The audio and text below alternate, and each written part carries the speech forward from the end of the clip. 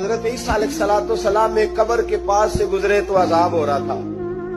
چند گھنٹوں کے بعد گزرے تو وہیں رحمتوں کا نزول ہو رہا تھا۔ حضرت عیسیٰ عرض کرنے لگے مولا میری مجال نہیں میں پوچھوں، چند گھنٹے پہلے یہاں عذاب تھا،